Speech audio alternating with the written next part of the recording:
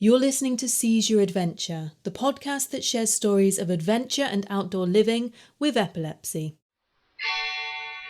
Happy birthday to you. Happy birthday to you. We wish you all the best, dear Joe, Sally, Barbara, Jean, whatever your name is. Happy birthday, Seize Your Adventure. So legally, I am not allowed to use the happy birthday music because it's not licensed for Creative Commons. So instead, I would like to thank Stephen Mon on Free Music Archive for that beautifully cheesy new happy birthday song. But yes, the Seize Your Adventure podcast is 2 years old today, and we could all do with a little something to celebrate. And luckily, a podcast is something that can be celebrated remotely. I have a couple of bonus episodes out today and tomorrow. So today we're actually going to be revisiting West Texas with a rerun of the first ever episode of Seize Your Adventure. And tomorrow I am bringing back my first ever guest.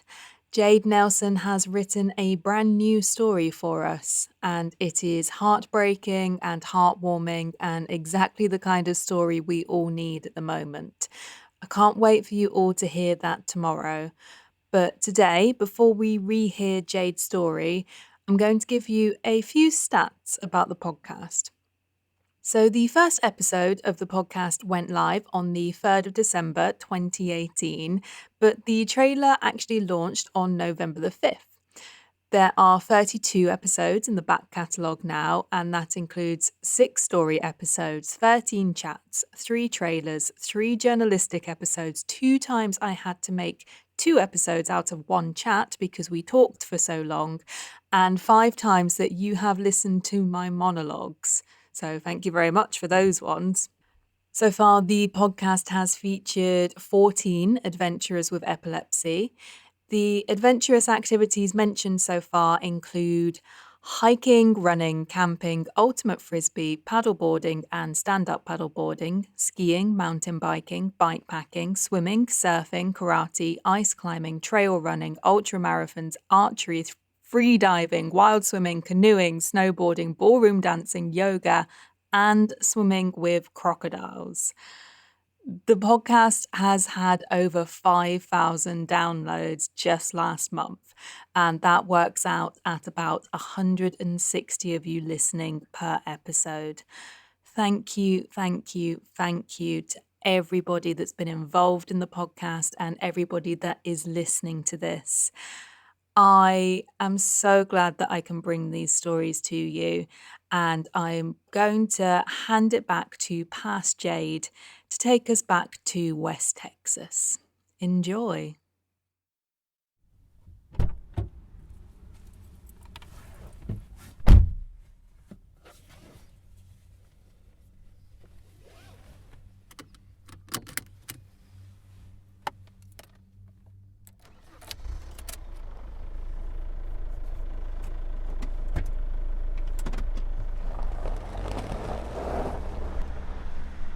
We hit the road from Austin, headed west, on the 6-hour drive to a town in the desert called Marfa.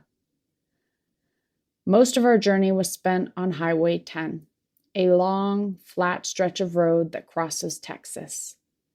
The barren landscape allowed us to see for miles in all directions, and it gave me the chance to see a downpour ahead. The rain was sheeting, moving quickly towards us, and we drove right through it to reach our accommodation just outside of the town. I'd booked us a little hotel for the first night because we knew we would arrive late, and setting up camp in the dark didn't sound like fun. Behind the tiny adobe building, the sun peeked through the clouds and was starting to set. Everything looked deserted. We rang the bell,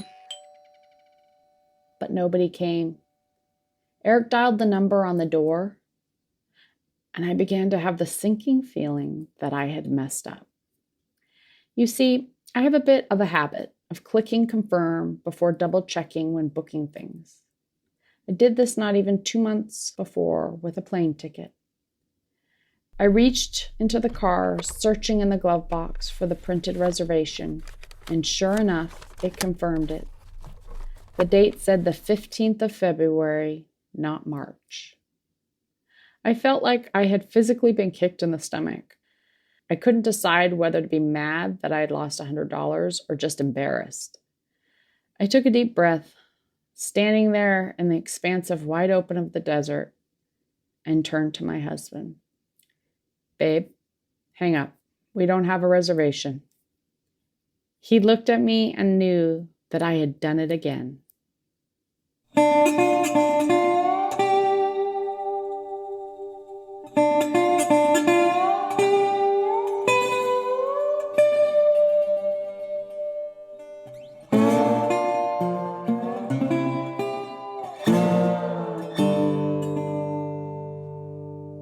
This is the moment it could have gone south really fast. Back in the car, I could tell he was irritated, and I was mad at myself. But we had a bigger problem. We had no place to stay, and the sun was setting fast.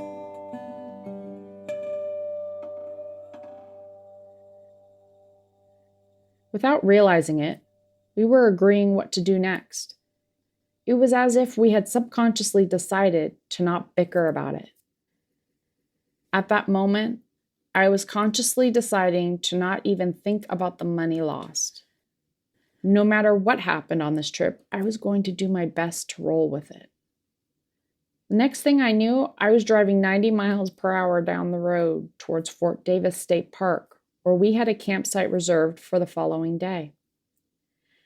We had no idea if there would be a camp spot spare, but we were planning there would be. There wasn't another car on the road, just us and the setting sun to our left. The red and purple colors were streaking across the sky, and even in the mishap, we could see the beauty. I looked at Eric and told him, "It's an adventure."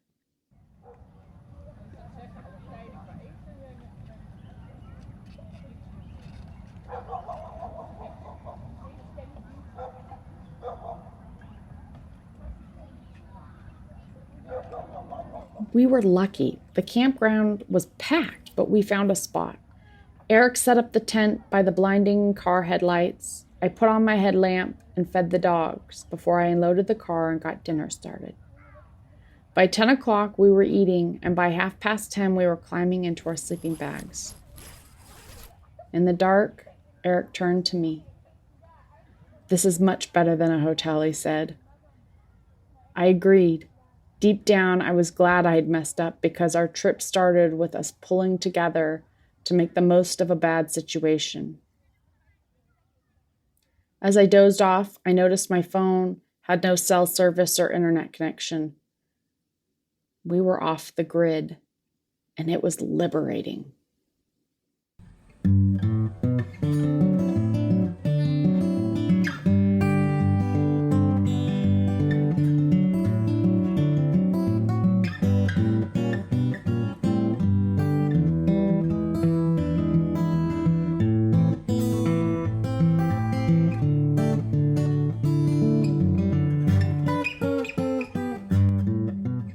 From that moment on, no longer distracted by social media, my computer, and the endless emails, it was an opportunity to be completely present. Back home, our mornings began with the task of brewing bulletproof coffee made with butter, MCT oil, and heavy cream. I practiced the ketogenic diet to help control my epilepsy, and the coffee is a huge part of getting my fat ratio for the day.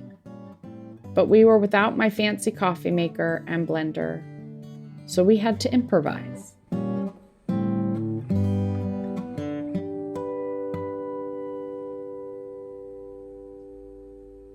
Eric manned the tiny propane stove as the wind kept blowing the flame out. I took the ingredients and added them to a shaker bottle. When the coffee was finally steaming, Eric poured it into the bottle. I screwed the lid on and began to shake it like crazy.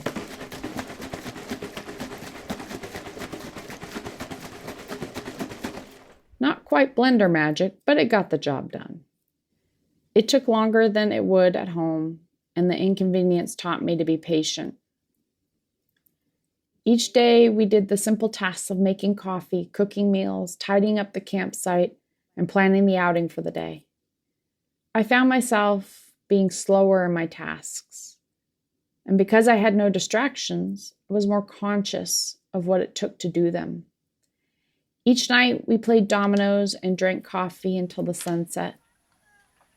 Life was unhurried, and my mind and all its thoughts had slowed.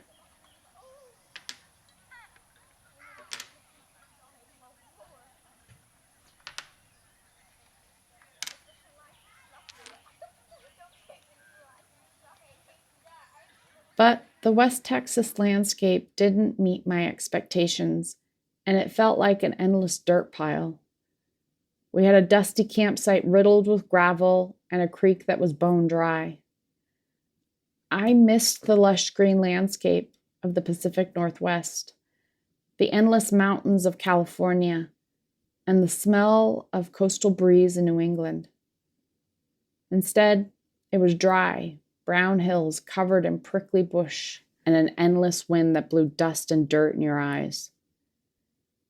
It was not the beauty or amazing camping experience I was hoping for, but I found the vast space of West Texas was so disconnected from the world, I reconnected with myself, my partner, and the small moments. All it took was stripping everything back to find the simple pleasures. A good camping meal, a 12-mile hike with the dogs, a few big rocks to climb, and quality time with my husband.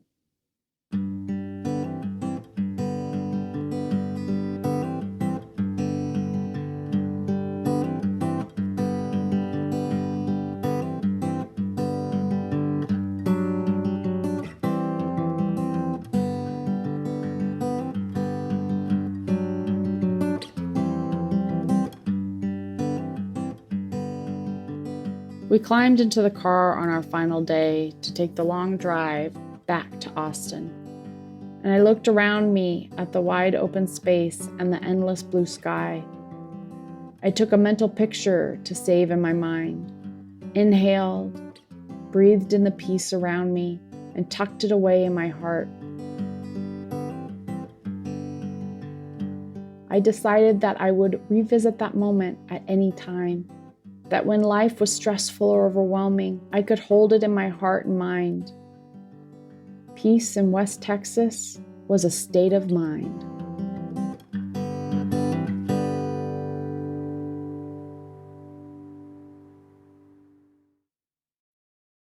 That was Peace in West Texas, written and read by Jade Nelson. You can find Jade on Instagram as @thetraininside_me. Her personal website is jadenelson.net, and you can, of course, find her on the Seizure Adventure website as well. So as we all know, Seizure Adventure is a unique and fairly niche concept. That little Venn diagram with adventure in one circle and epilepsy in the other, Seizure Adventure is still practically the only thing that fits into that middle section on that diagram. And after 2 years, I am still finding more and more people that I want to speak to, more and more people that want to listen to the episodes. So it just goes to show that that Venn diagram middle section is much bigger than anyone ever thought it was. So I want to continue doing Seizure Adventure for as long as I can. And I would like to ask your help with it in a couple of different ways. The first thing you can do won't cost you anything. So if you liked the episode today, please do share it with just one person. Share it on social media. Tell someone directly to listen to it. It is the best way that you can help to spread the word of Seizure Adventure. If you do find value in the work that we do at Seizure Adventure, please can I suggest that you make a monthly donation via Patreon. So patreon.com/Seizure Adventure will give you all the information. But Patreon is a website that allows people to support creative ventures through monthly donations. Those donations go towards things like the running cost of the website, the RSS feed, The programs I use to do the editing, microphones, the programs I use to do the transcripts, coffees, drinks, all of that kind of thing. But if we do get to the stage where we are getting more than $100 a month, Seize Your Adventure will start getting into profit, and you will start paying for the time and the energy that gets put into episodes. So if you are enjoying this, please do head on over there. And to say thank you to all of my patrons for really getting involved with the podcast and really supporting, there is bonus Patreon content, and you will be getting that between now and the next season. So the next season is going to start in March. But if you are a patron, you are going to get bonus episodes from now until then as well to tide you over. So head on over patreon.com/Seize Your Adventure. I appreciate everyone that is listening to this. Please get in touch if you have some feedback on the shows, or if there is anything in particular that you would like to see in season 3. So we have the second bonus episode coming out tomorrow. Make sure you are subscribed if you're not already, so that you see that one when it comes in. And until then, safe adventures, everyone.